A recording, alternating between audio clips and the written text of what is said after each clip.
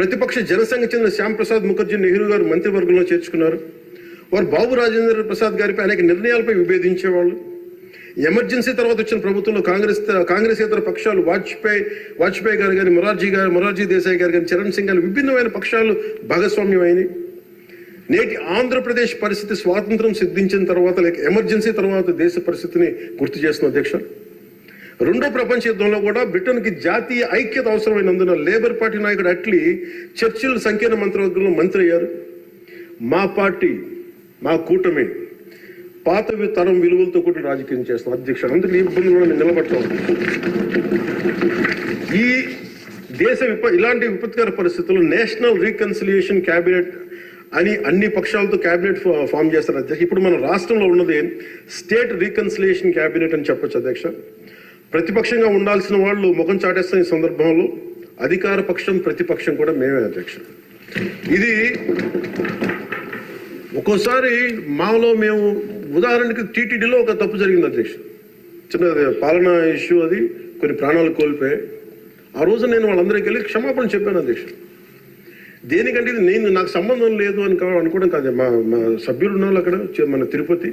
ఎందుకు క్షమాపణ చెప్పానంటే అధ్యక్ష, బాధల్లో ఉన్న వాళ్ళకి, ప్రాణాలు కోల్పోయిన వాళ్ళకి మనం తగ్గి మీ బాధలు మనం తిరిగి ప్రాణాలు తీసుకురాలేము అధ్యక్ష. కానీ మేము ఉన్నాం మీ బాధలను పంచుకోవడానికి. ఏదో కొంత ఊరట చెప్పకపోతే అధ్యక్ష, అది మనందరం తప్పు చేసిన వాళ్ళు అవుతుంది అధ్యక్ష. మనం ఆ రోజున తప్పు చెప్పకుండా ఉండి, ఆ రోజు మనకి సారీ చెప్పకుండా కనుక ఉండింటే అధ్యక్ష, వాళ్ళని బలం చేసిన వాళ్ళు అవుతారు, వాళ్ళు బలం పెంచిన వాళ్ళు అవుతారు అధ్యక్ష.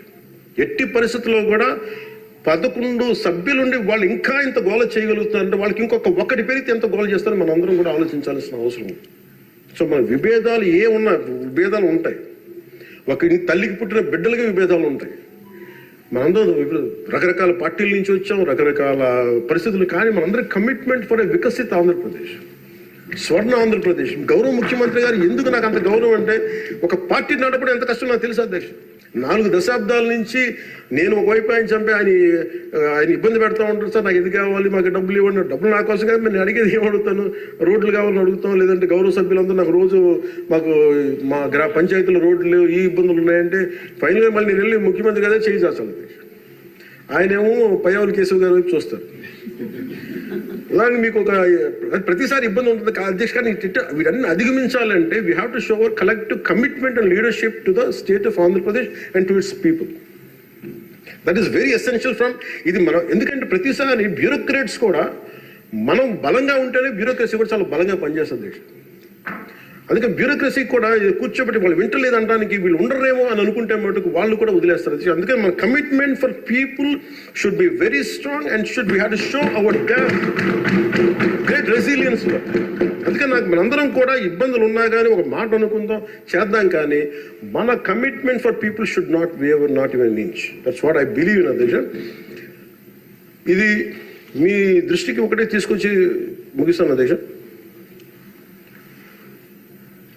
కంఠంలో ప్రాణం ఉన్నంత వరకు we will work for the state development, state prosperity, for people of Andhra, and we die for the nation.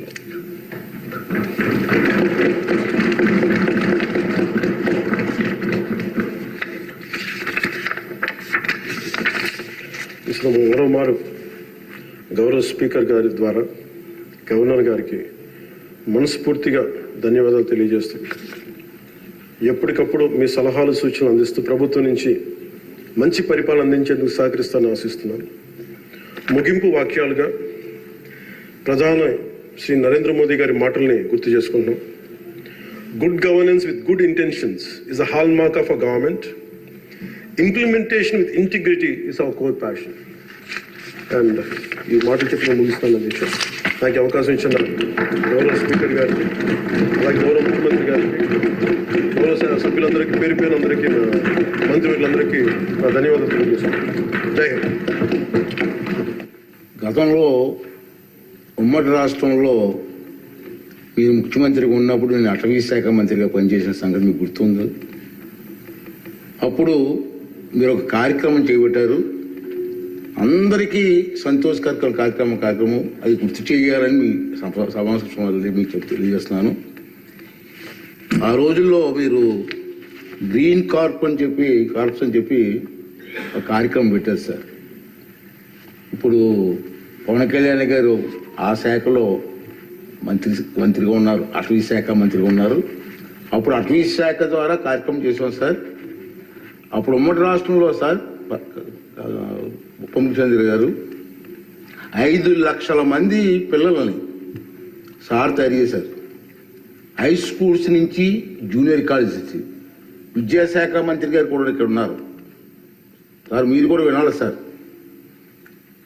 5 లక్షల మంది కుర్రవాళ్ళని పిల్లలు తయారు చేసి రీఇన్కార్పొరేట్ పేరు పెట్టాం సార్.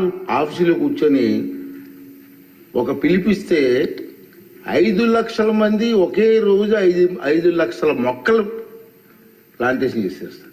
అటువంటి కార్యక్రమం అనకూడదు, నోరు జరుగుతుంది నాకు. ఈ ప్రభుత్వం వచ్చిన తర్వాత కనుమరుగు అయిపోయింది సార్. మళ్ళీ ఒకసారి విద్యాశాఖ మంత్రి గారు, మీరు ముఖ్యమంత్రి గారు ఆలోచన చేసి ఆ కార్యక్రమం పెట్టండి సార్.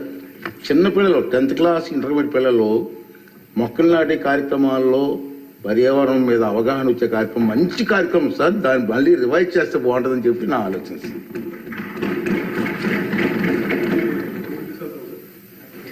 కాదు, ఏది అడిగినా డబ్బులతో ముడిపడము సార్. నా భయం ఏంటంటే గతంలో ఒక సినిమా ఉంది సార్, జల్సా అని. దాంట్లో హీరో పాత్రధారి ఫ్రెండ్స్ ఎవరు వచ్చినా డబ్బులు అడిగితే ఆ వార్డ్రోబ్ ఉంది, ఆ వార్డ్రోబ్లో చొక్కా ఉంటుంది, ఆ చొక్కాలో డబ్బులు అడిగి తెచ్చుకోండి. సో ప్రతిసారి వెళ్ళను, ఒక్కో ఫ్రెండ్ అడిగితే డబ్బులు కంటే అక్కడ తెచ్చుకోండి. ఒకసారి ఉంగరం తీసుకుని ఇంకా తీసుకుంటూ ఉంటారు. 3 సార్లు అయిపోయి 5వ సారి కూడా వచ్చిన తర్వాత అసలు ఎవరైతే చొక్కా పోయి అతను బయటకు వస్తాడు. ఏముంది ఆ చొక్కా దాంట్లో బొక్క తప్ప ఏముంది దాంట్లో. మాకు ఇబ్బంది ఏముందండి అధ్యక్ష, ఇది మేము ఏదన్నా అడుగుదామంటే వీళ్ళు ఖజానాన్ని లూటీ చేసి వెళ్ళిపోయారు అధ్యక్ష. వాళ్ళు ఎందుకు ఫేస్ చేయలేకపోతున్నారంటే మన మీద కోపం కాదు, మనల్ని ఫేస్ చేయలేక, మన ద్వారా ప్రజల్ని ఫేస్ చేయలేక. సో మాకు ఉన్న నమ్మకం ఏంటంటే గతంలో కూడా మీరు తీసుకొచ్చింది గౌరవ ముఖ్యమంత్రి చెప్పారు అధ్యక్ష, హరితవనం అది మేము తిరిగి రివైవ్ చేస్తాం అధ్యక్ష. ఈసారి ఒక యూనిక్